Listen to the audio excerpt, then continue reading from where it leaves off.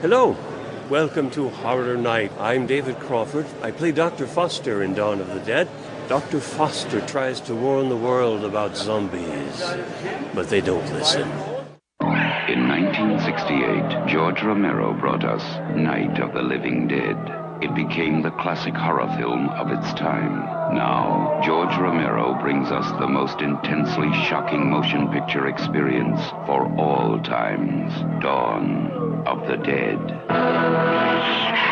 Dawn of the Dead contains scenes of violence that may be considered shocking. No one under 17 will be admitted. Foster wipes his sweat with a dirty handkerchief. He pulls his tie away from his tight collar and pops his shirt button open. He is desperate now, shivering with anger and frustration. TV Man 2. There is a martial law state in effect in Philadelphia, as in all other major cities in the country. Citizens must understand the dire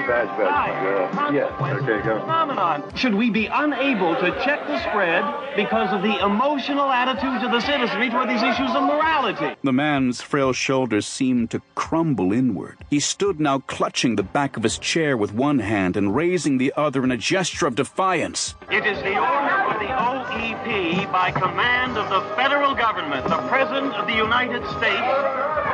Citizens may no longer occupy private residences, no matter how safely protected or well-stocked. A murmur in the studio begins to build to an emotional crescendo. One woman gave a blood-curdling scream and fell to the floor in a heap. Another man cried out over and over again, "Air, air, I can't breathe." Foster tries to talk over the noise, but his voice cracked and he could barely be heard. TV Man 2. Citizens will be moved into central areas of the city. Technicians abandon their posts. A few others jump in to take their places, but pandemonium reigns. I'm not doing it anymore. Jim, you take it. The cameraman whips off his headset and breaks for the door. His camera spins on its liquid head, and on the monitors, we see a whirling blur as Foster continues to speak. Fran moves quickly for the spinning camera. She tried to remember what Givens had told her to do in case of an emergency, but her mind was a blank. She aims it back at the sweating Foster, and she stares through the viewfinder, not believing what she is seeing. Foster was on the table, his shirt hanging out of his pants, his eyes like those of a wild man. His voice screeched out. He seemed like a prophet of old, foretelling of doom to an unbelieving population of barbarians. TV Man 2. The bodies of the dead will be delivered over to specially equipped squads of the National Guard for organized disposition. Suddenly, a man darts out of the bustling crowd and comes up quickly behind Fran. She jumped as the figure flashed into her view. Franny, the man whom she recognized as Steve, cried. Steve. Meet me on the roof at 9 o'clock. Getting out. Fran, letting the camera slip slightly. I don't believe it. We're going to get out in the chopper. Steven, we can't. We've got... Another technician steps over to take the camera from Fran. Steven talks more quietly in the other man's presence. Steve. It's 9 p.m. all right. Fran. Steven, we can't. We've got... Steve. We've got to nothing, Fran. She looked into the soft brown eyes of the man she now loved. His dark hair was a mess, his clothes in disarray. His slight body, barely taller than hers, shook with a combination of nerves, fatigue, and astonishment at what he was about to do. We've got to survive. Somebody's got to survive. Now, you be upstairs at 9 o'clock and don't make me come looking for you. Steven is gone in a flash. Fran nervously looks back at the cameraman. The argument still rages between Foster and Berman. The cameraman, without taking his eye from the viewfinder, speaks to Francine quietly and slowly. Cameraman. Go ahead. We'll be off the air by midnight anyway. The emergency networks are taking over. Our responsibility is finished. Trance-like once again, Fran walked to the corner of the room where she had left her pocketbook and coat. All she had to do now was wait the 40 minutes until 9 o'clock. And what then? What next? The thought made her shudder. The prior material was excerpted from the 1977 working draft of the motion picture Dawn of the Dead by George A. Romero, sound clips from the film itself, and including audio of Jonathan Davis reading from the novelization by Romero and Susanna Sparrow. In contrast to the last episode, this is a rather long minute. In the extended con cut, Foster's dialogue for this portion of the script begins at 4:36, and the musical cue that transitions the setting out of the WGON studio lasts until 6:08. Just ahead of this moment, Dr. Foster used the word phenomenon for the first of 2 times, with the second barely audible, as a sentence was spoken while Stephen was navigating past the guard. And aside, the script refers to Flyboy as Steve, with a V, while in the film he's the more proper Stephen, with a PH. Not Captain Steve Rogers, but Dr. Stephen Strange. Speaking of doctors, Foster also utters the words, without emotion, twice for emphasis, with regard to his pronouncements about how the undead must be dealt with. This sentiment will be more forcefully echoed by Richard France's unnamed scientist later in the picture, although his propositions are far more questionable and extreme than Foster's. For comparison, Foster makes his pointed announcement about the martial law state, which prompts Ed Letterri's character to toss his note cards in the air, and Foster flinches at this. When Foster references the order from the OEP, he's presumably talking about the Office of Emergency Preparedness. This would give credence to anyone who wants to claim that Dawn is a direct sequel to 1968's Night of the Living Dead, because the OEP had already been shut down in 1973, half a decade before Dawn was released. It was replaced by FEMA in 1979. We have the moment where the cameraman quits and shoves the camera away from Foster and Berman, prompting Fran to seize and reposition it. I still need to identify that actor. Charlie Peters' character gives Foster bunny ears before being not so nicely pushed away by Berman. We get another pan across the floor of WGON staffers that I'll have to address later. The final credits roll out, produced by Richard P. Rubenstein and written and directed by George A. Romero. Stephen pushes his way through the crowd to get to Fran, attracting the attention of the character played by Jim Edmondson, credited on IMDb as Jim/WGON TV cameraman. Like Fran, Jim is one of the only people still doing their job and has some perspective on the situation unfolding. Welcome to the commentary for Dawn of the Dead. This is David Emge, Flyboy. This is Scott Reiniger. This is Galen Russ, Flygirl, and Ken Forey. Now you're having a very intense moment, the two of you. That's right. Oh, yes. Oh, yes. Establishing the relationship. You know, Galen, are you aware that the first time you see me in this film, you call me David? Did I? Yeah. She's told me that many times. It's true. If you, and in fact, I've watched this not all that long ago, just to confirm that for myself. But you had, after the opportunity for you to dub it, to change it, you were in Paris or something, so they just released it as it was. But the first time you see me, you say, David, what's going on? Or something like that. And nobody else, people caught it? I tell people about that today, and they go, she did? You know, it's... That's one thing for you fans to look out for. Someone email us and let us know. Did you hear us say David? I don't remember saying David. But you answered, right? Yeah, what was I going to do? Name's David. It was hard to call you Flyboy. So Galen, I think this was much later in the filming, wasn't it? I don't remember because I wasn't in this, so. Yeah.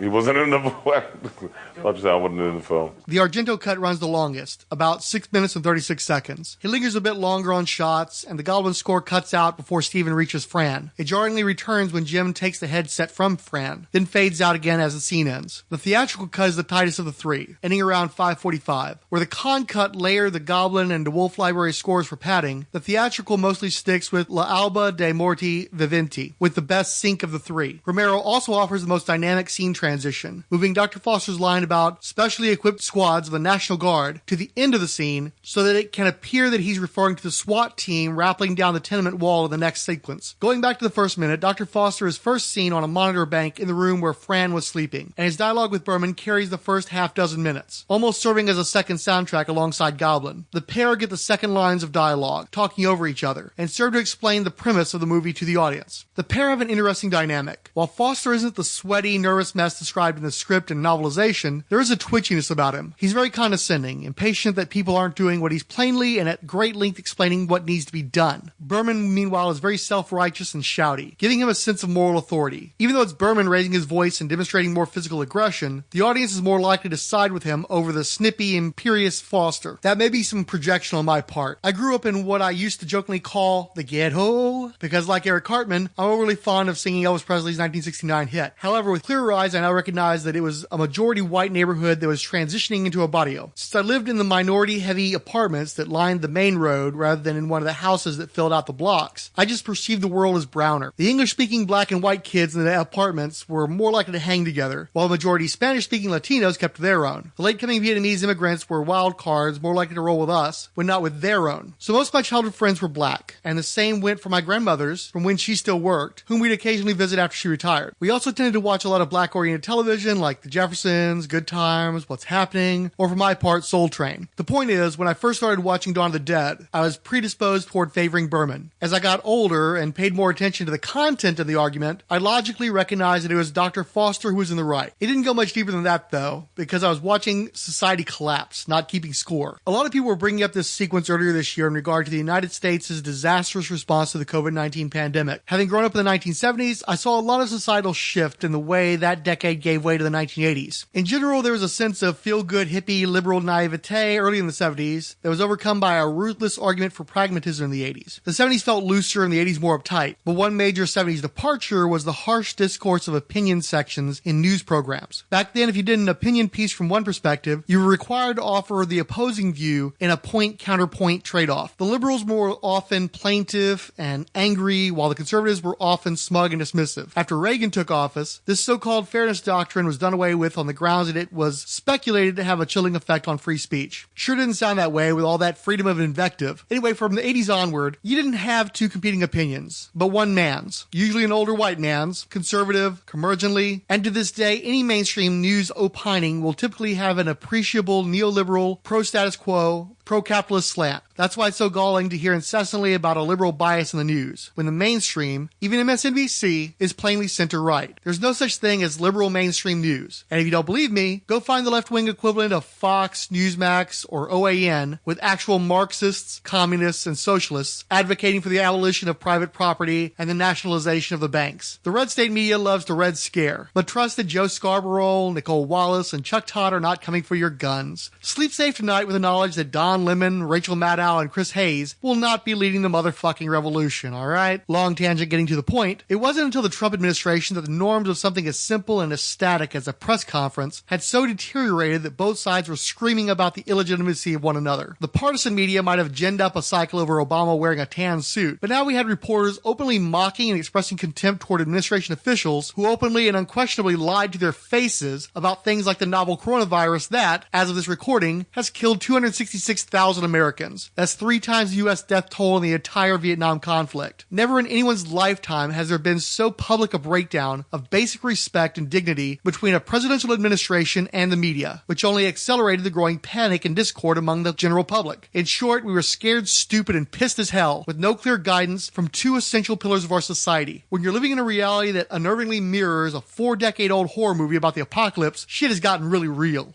If you look back at Night of the Living Dead, the whole movie is about generally well-meaning people arguing fiercely about what to do in a terrible situation for which nobody has any solid answers. We never find out why it happened or how it got started. There's a theory that fire holds back the undead, but it's barely used in the later films, and outright disputed in the Dawn remake. It seems like a good idea to make a run for the truck, but that turns out to be a barbecue for zombies. There's still a popular philosophical argument about whether the movie's villain, Harry Cooper, was right because the hero, Ben, ultimately falls back to Harry's plan. That's forgetting that Harry's cowardice and treachery contributed to their ongoing conflict and the situation spiraling out of control. But in the end, the posse had the right idea. If you have a gun, shoot him in the head. That's a sure way to kill him. If you don't, get yourself a club or a torch, beat him or burn him. They go up pretty easy. By Dawn of the Dead, the audience knows what needs to be done. Everybody has to wear a mask in public. If you can walk and talk, fuck your doctor's note, you're breathing fine. The mask does not trap in toxic levels of carbon dioxide because science, stupid. You either have anxiety or entitlement, but either way, quit queefing out of your pussy-ass face. Interact with as few people as possible. Isolate as much as possible, preferably in your home. Only eat with members of your inner circle. If you have symptoms like dry cough, fever, or loss of sense of taste or smell, you've probably been bit and you need to fuck off away from everyone else until we're sure whether you're fine or dead meat. In Dawn of the Dead, the rednecks get it. They may be making the best of a bad situation, but they're lined up to canvass the area and kill any undead that crosses their path. They're watching each other's backs and doing the hard work required. It's the city folks that are blowing it, arguing about the facts and denying the unpleasant reality. They're the ones strengthening the ranks of the undead and running off to bunkers while the rest of us are left to fend for ourselves. And so we come back to Dr. Foster, who ain't no Anthony Fauci. He's an antagonistic twerp that nobody in the room can stand. A prototype for Ghostbusters Walter Peck, meaning an officious needle dick. But he's not wrong. Sidney Berman, for all his bluster, is at best Van Jones and at worst Geraldo Rivera. He's the sellout who traffics in, quote, moral bullshit. Dr. Foster represents Canada, with 262 COVID deaths per million population. And if Quebec would listen to reason without emotion, it would be even lower. Foster is a nation of 37 million with only 10,000 COVID deaths. Berman is the USA, with 800 deaths per million. Foster and Berman open the movie, and their philosophies govern the movie. In a weird way, that makes Dr. Foster the hero of the story. As such, this seems like a fine time to do another actor spotlight, specifically for Dr. Foster. Unlike most of the performers I've spotlighted so far, David Crawford is still with us, so I don't have a comprehensive obituary to copy from. He was born, and it happened in a place, presumably somewhere in North America, but not definitively. Forget what IMDb says. Crawford did not have a cinematic debut as David Robinson in a 1962 classic. The IMDb is erroneous, and I should get in touch with them and correct it. They have me being in To Kill a Mockingbird with Gregory Peck, and I wasn't in To Kill a Mockingbird. Well, I saw you. You were right there behind him in that one scene. It's an imposter. No. Supposedly he had a non-speaking part in an episode of Dragnet, but when I watched it, I didn't see him anywhere. Yeah, I was an extra in a film before this, but this was the first speaking role. Now, one of the things that we can't probably get away without talking about is your history in the horror genre as an actor. Very well known for your role in Dawn of the Dead, right? Yes, Dawn of the Dead. Because, wait, Night of the Living Dead came first. Yes, that was a black and white one. Then Dawn was the one at Memorial Mall. Yes, yes. So it makes sense that I suppose Dawn would follow Night of. Yes. George Romero, That's of right. course, was the director, and you were the sheriff, yes? Or the Oh, no. or the I have not seen these movies. That may surprise you. Who did you play in Dawn of the Dead? I'm aghast. I played Dr. James Foster. Doctor, yes. I knew there was some sort of prefix to that. He was a government scientist who was touring the country, going on TV, warning everybody about zombies, about the coming invasion of zombies, and look out, and this is what you have to do, dispose of the bodies this way. They didn't pay any attention to facts. They threw stuff at him, and they got what they deserved. Oh, good. Now, and what was the end story for your character then? I mean, was he elevated in the end to maybe like, Surgeon General of the United States for all of his insight into this? What became of him? That story was not told, so it's up to the individual viewer to decide what happened to him. I think he would have lasted a long while because he had connections, he had a lot of knowledge about how to deal with zombies, but he would just come in the end, as everybody did. Well, there's a story that does need to be told, I think, so let's kind of float that out there. Maybe a sequel involving this man. Yeah, well, George made sequels. He's made Night, Dawn, Day. He's up to late afternoon tea time of the Living Dead now. But he hasn't used Dr. Foster anymore. Maybe the next one. I think there's some opportunity there. Well, I auditioned. I saw an audition notice on a bulletin board somewhere, probably at Carnegie Mellon, and went down and read for George, and he asked me. It was very easygoing. George didn't ask a lot of questions. He knew what he wanted and knew how to get it. And he knew what kinds of actors he wanted for the parts, and so it was a pretty quick decision for him, I think. Well, you bring up an interesting question, and that is, what kind of director is George Romero? Laid back. He's this big bear of a guy. He knows how to tell people what he wants, and they do it, and he watches them do it. And it's probably the least tension on the set that I've ever seen.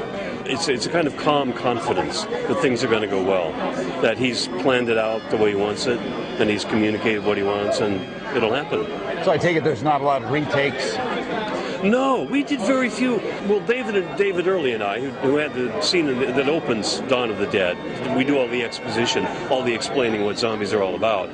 We had worked on stage together, and so we got together at my apartment above this pizza shop, and we were students at the time. Okay. And rehearsed quite a bit, and so we came to shoot day pretty much having it nailed. George watched us, and he said, "Yeah, that's fine. You go ahead with what you got there." And so George, his main job was to get the crowd to the right place. And the people in the studio, the crew of the news show, were harassing me and giving me bunny ears and all of that. And George got that together. Well, I gave Dawn of the Dead too little respect in the beginning. For me, it was only half a day's work. David Early and I did our scene in the newsroom in about half a day. I don't think I even got lunch. I never thought when we made Dawn of the Dead that it would become so deeply ingrained in the pop culture and so madly admired by people. Horror fans are really into it, and it has had a life way beyond anything I thought would happen. At the time, we thought, well, it's only George. He makes those commercials and stuff. I had known him as a maker of documentaries and commercials, and he was known as a brilliant editor, the best editor anywhere. But we didn't think he could actually direct a movie. We knew about Night of the Living Dead, but, it could have been a fluke. So I didn't have any respect for this movie in the beginning. In fact, it wasn't my best job that week. That week, my best job was being Winker, who was the mascot of the Winky's hamburger chain, a local franchise. And I would go around too, dressed in 30 pounds of orange fake fur, looking like a Muppet. And I'd go to the stores and I'd say, hey, kids, eat your hamburgers, they're good for you. Huh? Winkies makes you happy to be hungry in lots of ways. There's fish, chicken, hamburgers. What's your favorite? Chicken! Oh, mine's noses. I made a couple $100 that week off of that job. What a range this man has, ladies and gentlemen. I remember Don was paying $50. Wow. David Early, who was in the scene with me, says it was $100, but I don't believe him. In fact, if he got $100, I have to speak to George. Yeah, there's some unfinished business there, it sounds like. Welcome to Winkorama. Here's tonight's question. Winkies makes you happy to be hungry lots of ways. Can you name 10 of them? Ready? Go! Picnic and chicken, great ones. Cheeseburgers, fish and chips, big winks, milkshakes, French fries, great roast beef, turnovers, breakfasts, fish sandwiches. You win, Ernie. Hey, I didn't hear the question. What was the Thanks question? for playing. Remember, Winkies makes you happy to be hungry. Winky's Hamburgers was a chain of fast food restaurants launched out of the Jiffy Steak Company in 1962. Winky's was founded by brothers Harold and Bernard Ehrenstein. After they noticed that they were getting unusually high orders from one of the new McDonald's franchises out in Virginia, they figured anything McDonald's could do, they could do as well, especially with the advantage of supplying their own meat. Building a reputation off their 15-cent burgers, within 3 years there were 14 locations in and around Pittsburgh. Winky's peaked in 1977, not long before the release of Dawn of the Dead, with 42 stores and franchises after expanding into West Virginia and Ohio. When the steel industry imploded due to high foreign competition and overhead, plus the Rust Belt depression from a fading domestic industrial base, the regional economy tanked. Winky's went under rapidly in the early 80s, and the company was bankrupt by 1982. Hey, Ernie, got a pen? Sure, here's my big banana. Thanks. Now can I borrow your pen? You dope, that was my pen. I got it free when I bought a big wink and a big drink at Winky's. I thought it tasted funny. Well, we can go to Winky's and get a big wink and a big drink and get another big banana free. Yeah, let's go to Winky's, please. I'm so hungry I could eat your hat. But I think I'd rather have a big wink. Let's go. So I had no respect until around the year 2000, maybe before that. David Early called me and said he had been invited to a horror convention in Cleveland and had made a lot of money signing autographs. I was shocked. I had no idea you could make money signing autographs. But here I am, and I am grateful to George and to David Early and to you. As a result of that role, do you get invited to like the comic conventions and the horror conventions and things? Oh yeah, I do. Went to 2 last year, one in Germany, one in England, and I had a great time. It's really a privilege, a wonderful privilege to go to those things. So, David, what do you do at a horror convention? Oh, well, if you've been in the horror movies and you have fans, you just sit at a table and sign autographs. People bring posters to be signed, and you always have some pictures of your part in the movies. It's a kind of micro fame. I enjoy it immensely. It's nice to be famous, if only in a small scale at particular times. But the fans are very sweet. They really appreciate George's work particularly. He's the icon. He is the god. And they enjoy talking with the rest of us who were involved in all that. What is the strangest experience that you've had as a result of that film? Like out at the horror conventions, have you had any bizarre encounters with fans, anything? Not really bizarre. Horror fans are amazingly normal. They have a lot of tattoos. They're great people. I mean, really friendly and warm. And I have never gotten into any kind of weird... Oh, well, in Germany. This Belgian guy walks up to me after the convention. We're downstairs having something to eat. He walks up to me and he's got a wad of euros in his hand, and he says, "Come on up to my room."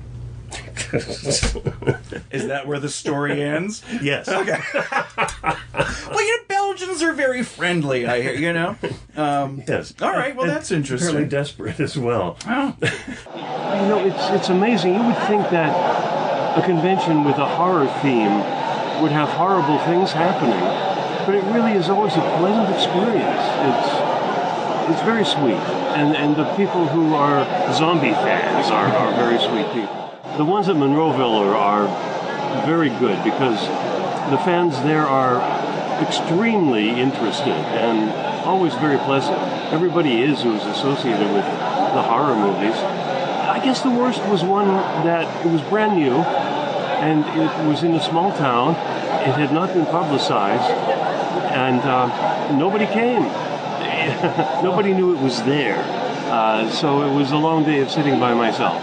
Had you worked with George Romero since Dawn of the Dead? I have not. No, he doesn't work here in Pittsburgh anymore. He works in Toronto. There has not been an opportunity, and I went off in another direction, so we weren't in touch for decades. So what have you been up to since then? Well, there was a stretch of being a film director, writer, editor. I did a lot of that for years, but always kept one foot on the stage. I've worked at most of the theaters around town, Public and City and Pict and so on, and taught a while at CLO Academy, taught acting. Theater has been my life in one way or another ever since. Despite being featured in pretty much every advertisement for Dawn of the Dead, Crawford's next role didn't come until a 1984 TV movie. Did a couple of movies for PBS. A Boy Who Loved Trolls. I played the boy's father. Hey, I'm home. Hi, honey. How was your trip? The usual. Paul, that TV is awfully loud. I missed you. I missed you, too. Tell you what, why don't we all go out to dinner tonight? Oh, I'd love to, but Paul has homework. Well, Paul does his homework. We'll go out to dinner. Paul, there's leftover casserole for you down in the refrigerator. So if you get hungry later, you can heat it up in the microwave. Okay. Okay, we're not going to be very late, so you be sure and finish your homework while we're gone. Mom, can we read this together like we used to? Oh, Paul, aren't you getting a little big for this? We're gonna be late if we don't hurry. I have to go, sweetheart. Now you stop being silly and finish your homework. Paul.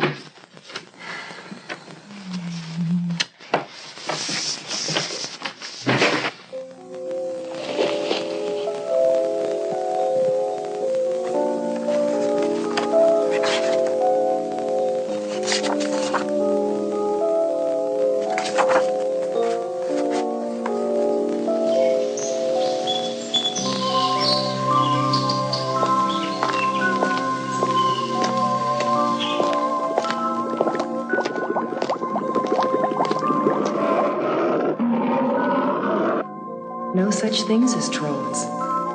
Anywhere on Earth. Hey, a big guy like you doesn't believe in trolls.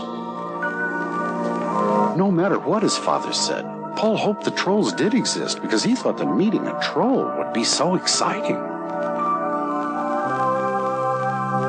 And so Paul decided it was time to find out once and for all about the realness of trolls. Nobody listens, nobody cares, nobody takes the time to see what's on your mind. Nobody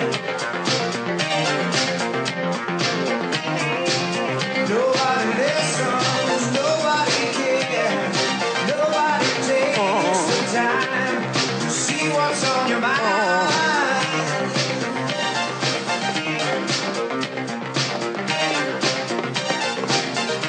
Excuse me, mister.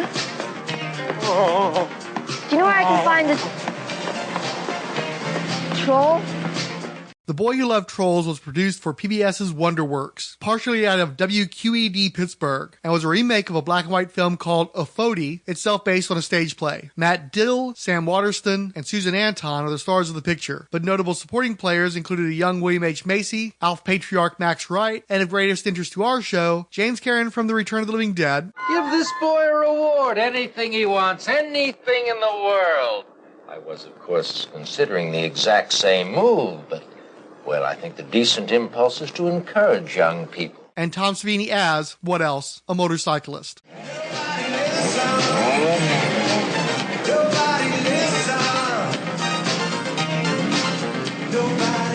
me.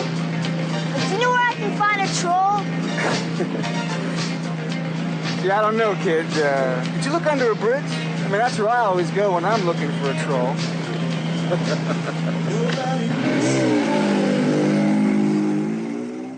Maybe he was playing Blades before the Undead Rising. The story revolves around a boy that has yet to outgrow his interest in fantasy. He falls asleep while reading a book on trolls, and dreams of an adventure involving modern high-tech bad actors pursuing troll gold or some such, while government spooks are also in pursuit. The kid randomly receives a call from a payphone.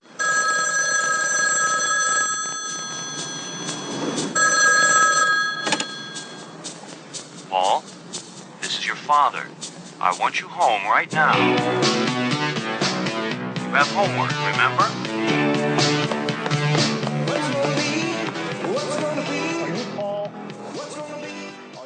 The program was released on VHS by BWE Video, but you can catch it in a series of YouTube uploads. Paul, we're home. Hey, big guy, we brought dessert. Crawford's next role would actually reach the silver screen again. I had the good fortune to work with Diane Lane in Lady Beware, which was a stalker film.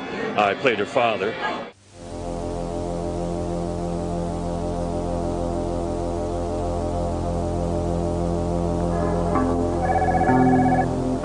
Hello? Oh, I know. I know all about you. Stop it. It's her job to design store windows that people will notice. But now, someone is noticing her. Someone dangerous.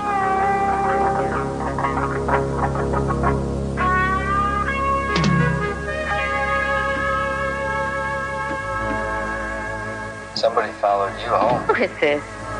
Somebody who's on the same track as you.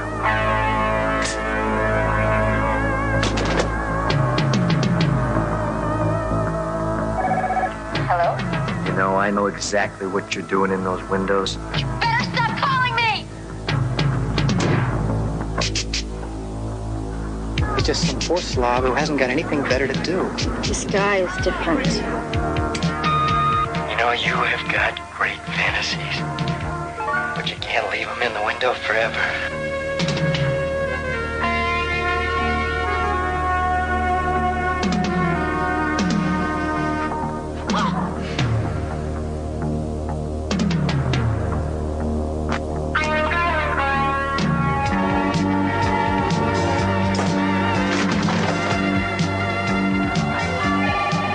And now her fantasies have turned into nightmares. Then I knew you'd answer sooner or later, huh?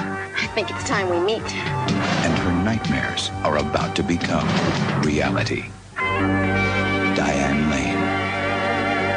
Lady Beware. When fantasy leads to terror.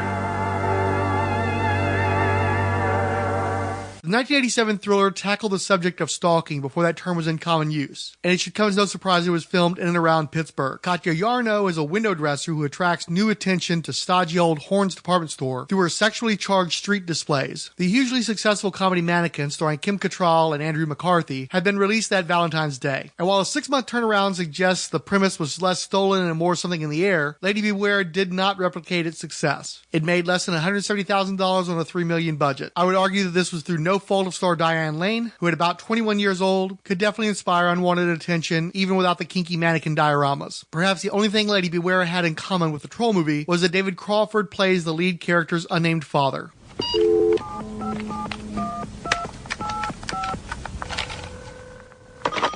Hello.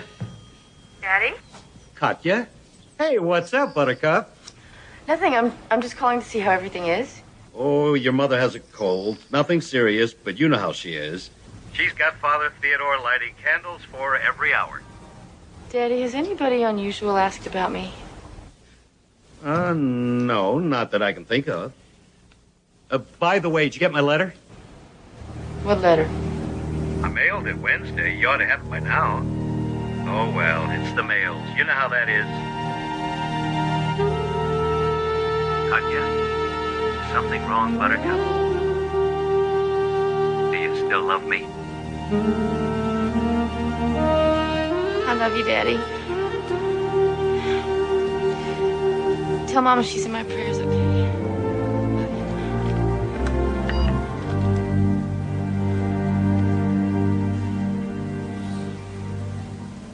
Crawford's next role, according to the previously established as unreliable IMDb, came in the 1998 British comedy What Rats Won't Do, starring Natasha McElhone and James Frain, also featuring Peter Capaldi, Parker Posey, and Charles Dance. I personally couldn't find Crawford, but it's a pleasant rom-com if you wish to have your own look. Likewise, Crawford is credited with a tiny role in the British film The Tichborne Claimant, but I strongly suspect that there's an English David Crawford that's having his extra work misattributed. But mostly I work on stage. I like it.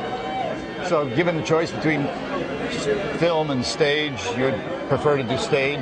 Given a choice between making a fortune in the movies and having a great time on stage, I'll take stage, yeah. I hear that. So, if you really want him for a role, and you're willing to pay him $500,000 for a day's work, he'll turn it down to go do a week. No, I don't think so. I take that back. Okay, good. I'm free in August and September. Well, I'm not free, but I'm cheap. Yeah, never free. Inexpensive, maybe. Never cheap. Okay. Inexpensive, because, you get quality, you get what you pay for, and this man is a quality actor.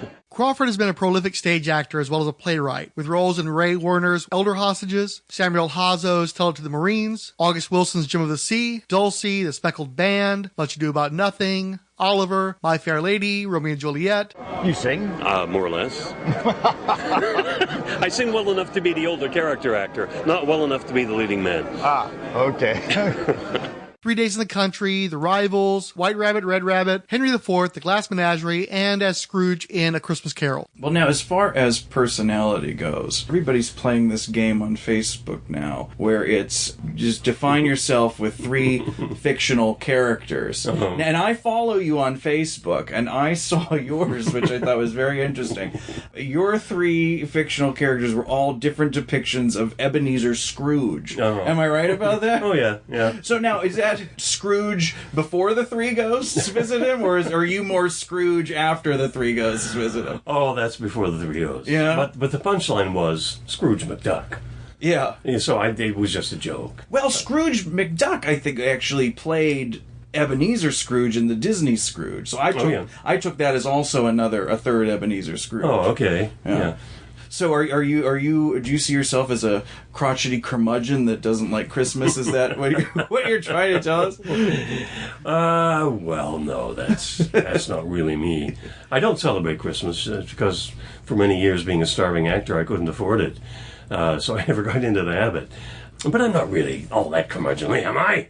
Well, Tell me, am I? For Crawford's sake, I hope he was an extra in Wicked Picture's Sidney Steele vehicle Euphoria, but I kind of doubt it. I do remember that box cover from my days working at the sex shop, but I don't believe that I ever rented it myself. On the other hand, I'm absolutely certain that Crawford is in the 2008 no-budget zombie flick Sabbath, because he's right there in the trailer. Recently, I did a horror movie called Sabbath, produced here in Ohio.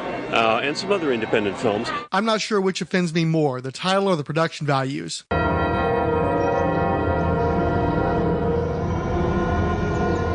It has begun. We know what to do. Quiet. Go away. It's the noise it draws them. There was a blackout at first, terrorism, whatever. But then I saw Mrs. Evans. She passed away 2 days ago, but there she was walking, shuffling toward the church. He will come again to judge the living and the dead. Tell me, have you ever been chased? you have any weapons. Point that motherfucker, shoot him right between the eyes.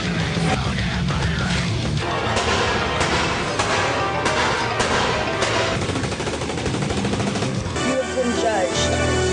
You are the last. The gate is closed. Go in peace.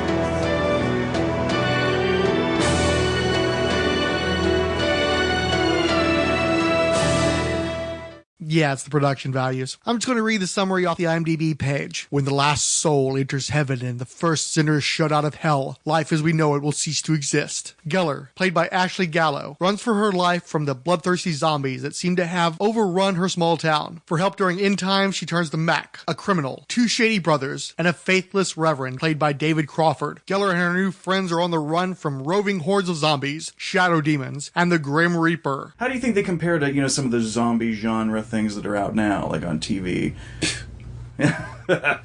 All cheap imitations. Yes. In fact, there's a story out that they asked George to direct an episode of The Walking Dead, and he said, "Not that trash." Or wow. Words to that effect. Yeah. I don't think he was that crass. No, the big thing is, and this is a controversy among zombie fans, should they walk? Or should they run? The modern ones run. I think in The Walking Dead they run. The Running Dead, it should be. I think they should walk. I think the old-fashioned way is best. I think the old-fashioned special effects are best. Yeah. When you squirt red juice on somebody for blood, I think that works better than computerized effects. It looks more real, paradoxically. And I think lumbering zombies are better because that forces the author and the director to make the horror come from something other than being chased. Yeah. And also, something we learn in acting school is slowness shows power. If you're playing like status, a king, you move deliberately and slowly. If you get fast, it's like flippity-gibbet. It's not the same thing. I think Crawford is one of several actors in Dawn of the Dead that have excellent speaking voices, so I'm not surprised he was asked to narrate an animated short in 2010. Animals, spelled with a capital Z, is described by director Moshe Mahler on his website. Animals follows the development of a young guinea pig named Ned. The youthful guinea pig enjoys playing, eating, and dancing. As Ned grows, so does his love for dancing. Ned quickly ventures into an outside world inhabited by animal-human hybrids, some of which are more animal than human. The computer-animated and mocapped short can be seen in full on Vimeo. Witness a miracle of nature. The birth of the modern guinea pig. He's a cute little fellow. His name is Ned. Life for a baby guinea pig is simple. He likes to eat, he likes to play, but he also likes to dance. 1, 2, 3, 4. 1, 2. Whoops. Well, keep at it.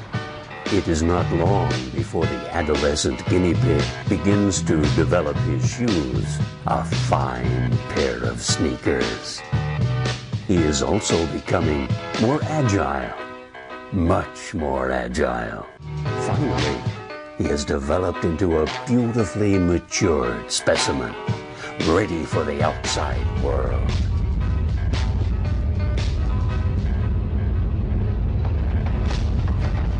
It won't be easy for the piggy.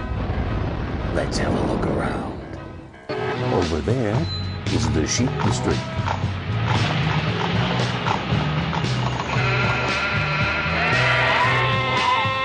Kind of self-involved for a herded species. This creature looks innocent enough, but it is mating season for the pig, and that car is illegally parked. Oh, and look at the cute puppy over there. I am no puppy. I am a fully grown male dog. Bark in your face. Bark. With no time to settle into his new environment, Ned must encounter his first predator. Uh-oh, this guy looks like a real asshole. Yes, do what you do best. Dance.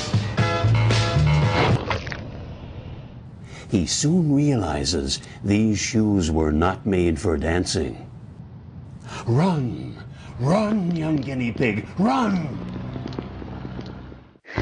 Content with his meal, the predator ceases his pursuit. No, these shoes are not made for running.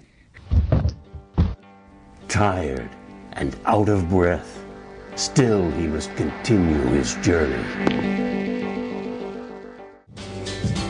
That's it, Ned. Keep dancing. David Crawford's final release to date is 2014's Wormwood's End, the sequel to writer-director William Victor Shotton's 2005 direct-to-video micro-budget zombie flick, Dead Life. I'll just do a mashup of both films' synopses from IMDb. A deadly virus called necrotizing fasciitis, M, is running rampant through Midwest America, killing the living and reviving the dead. Life changes quickly for Max and his friends as survival becomes a struggle. The group is consumed one by one as Max prepares for his final face-off with the Walking Dead. 4 months after the apocalypse was all it took to turn people into monsters and monsters into devils. 3 survivors seek refuge from the Wormwood militia, only to find Camp Wormwood may offer protection from the Walking Dead, but holds many dangers of its own. But once the living dead begin to change into unstoppable necro-devils, the future begins to look hopeless. It's good guys versus worse guys in this post-apocalyptic landscape. Who will come out on top and what will be left? The name of the star is Wormwood, and a third of the waters turned bitter, and many people died from the waters that had become bitter.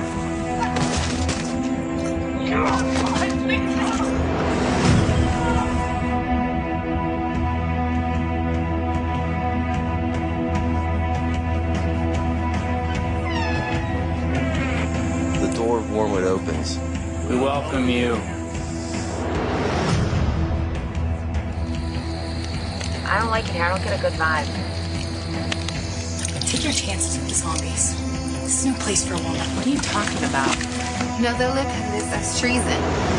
They'll do this. There's things happening here you have no idea. Bad things. The dead were bad. These are worse.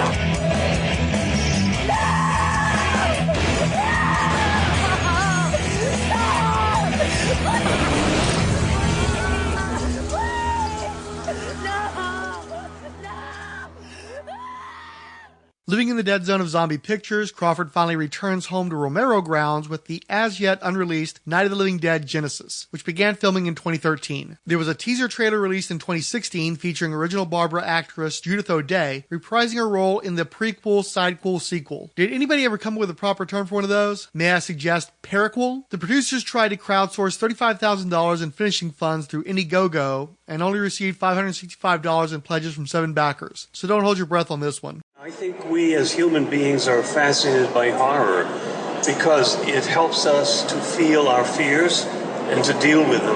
The zombies, I think, are in the air now because apocalypse is in the air. There are so many threats to the survival of the human race, the well-being of the planet.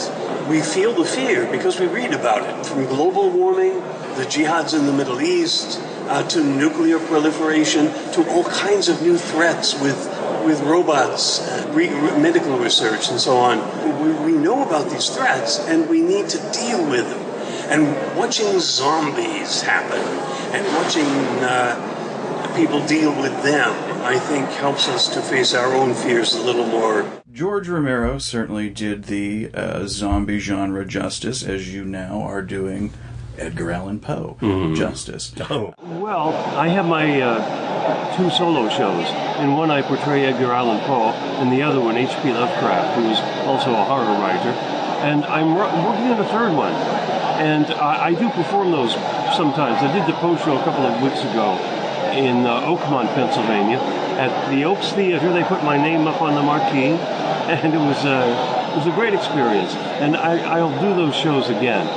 Crawford also performed in 2 solo shows, Lovecraft's Monsters, and most notably as Edgar Allan Poe in Poe's Last Night, performed at both the Playwrights Theatre and in Scotland at the Robert Burns Club of Irvine. David Crawford, creator and star of Poe's Last Night, currently at the Pittsburgh Playwrights Theater in downtown Pittsburgh through the 19th of January. How did this show come about? Well, it all started at a horror convention in Chicago about 3 years ago. I had a fairly prominent role in Romero's Dawn of the Dead, so I get invited to horror conventions to meet the fans. And the guy sitting next to me was selling Edgar Allan Poe t-shirts, and they were going like hotcakes, one after another after another.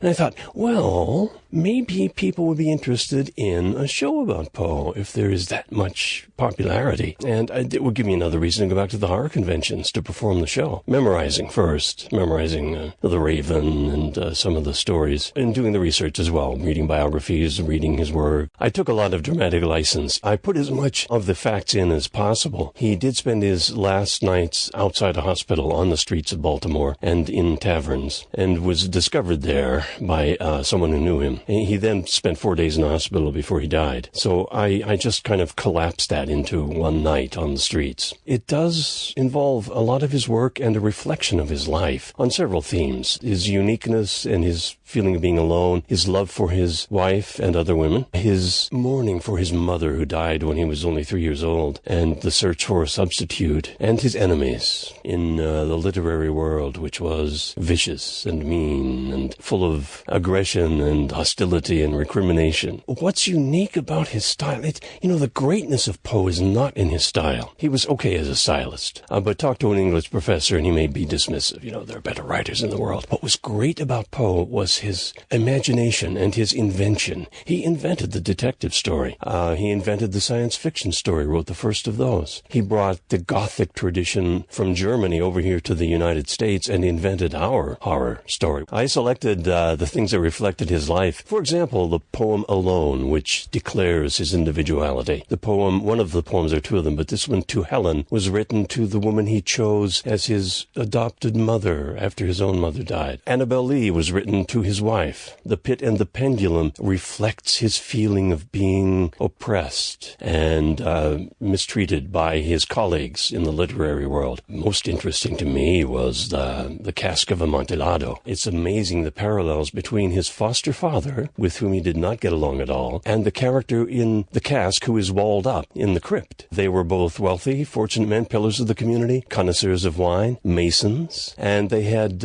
in the foster father's case, they had mistreated and then insulted Poe, and in the character's case in the cask, had mistreated and insulted the principal narrator. So I found those parallels fascinating. And then I used the Raven at the end as a kind of closure, as a kind of him going off to his fate. We actually have sound cues and light cues and a set. It just amazes me. Oh, well, we have the pendulum creaking back and forth. We have doors creaking open and shut. And we actually have the Raven at one point flying into the room. Oh, street sounds. This is on the streets. So we have carriages and drunks laughing and all sorts of things like that. How many people are doing a Poe one-man show that you know of? There are a few, and I don't have a catalog of them. John Aston, who's a well-known actor, did one for years, but I think he's retired from it now. He's rather elderly. And there's a man in Baltimore who does one there. There's somebody in Los Angeles who tours one around, and there may be others as well. It's a kind of cottage industry, yeah, for actors who are between engagements, between triumphs. Planet Earth, home to over 6 billion people. Today, our very existence is threatened by epidemics, climate change, and dwindling resources. But those are the least of our problems.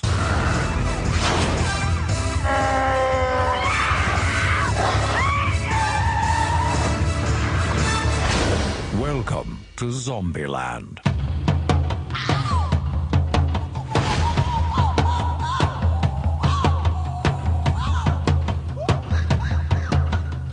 My mother always told me, someday you'll be good at something.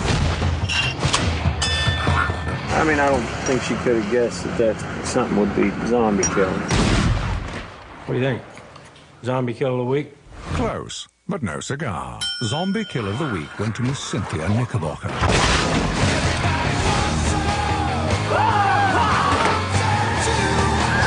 Gotta enjoy the little things.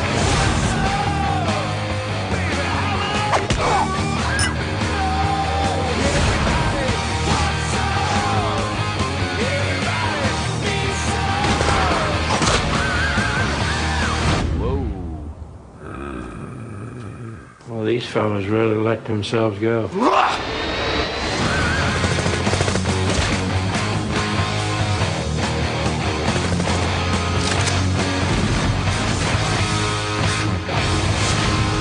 Zombieland. You guys want some Purell? Yes. Yeah.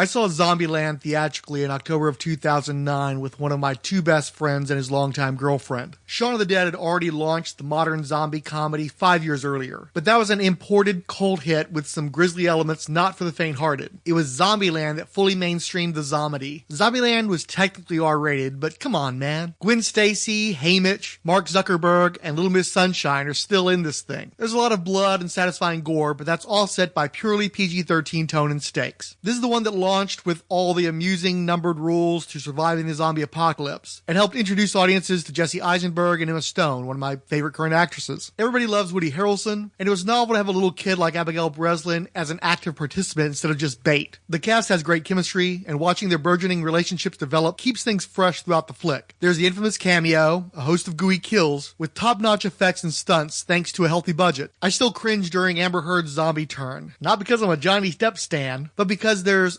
effective tension in some of the film sequences. I mean, who hasn't struggled to unpucker while attempting to drop deuce in a sinister-looking stall, even without the undead literally chomping at your heels? It's a great-looking movie that continues to amuse over a decade later. And speaking of that passage of time... Welcome to Zombieland. Life is about more than just survival. We were a family. Dysfunctional, sure, but what family isn't? Merry Christmas! What would you like, little girl? I'd really like for you to stop calling me little girl. Do you know what I would like? I don't give a shit what you... It felt so good to be on the move again. Oh my god, I'm so sorry. Hi, I'm Columbus. Madison. This is Tallahassee. Hey, Paul Blart. Is this your dad? Oh, whoopsie. I forgot the seatbelt rule. Oh, so she knows the rules? I told her just a few of them. 73. Are there more? You're cute. I like it. Rules are for pussies, nothing personal. How could that not be personal? That's like my whole thing. Yeah, you're right, it's personal.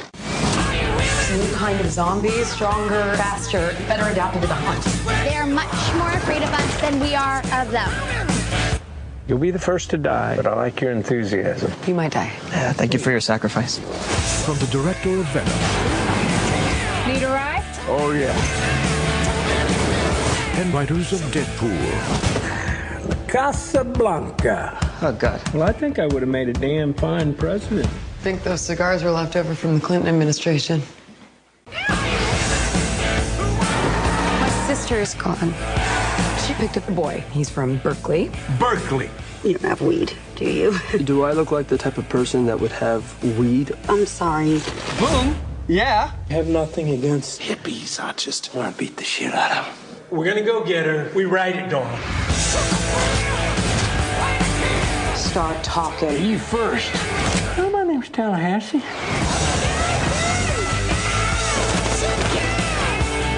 Die, zombie! Light 'em up!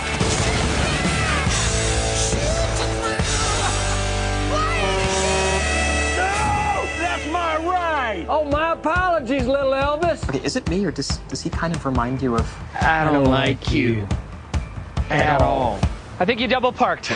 Or more perpendicular parked. Hope we don't get a ticket. What is going on here? What? Hello, everyone. Am I hallucinating?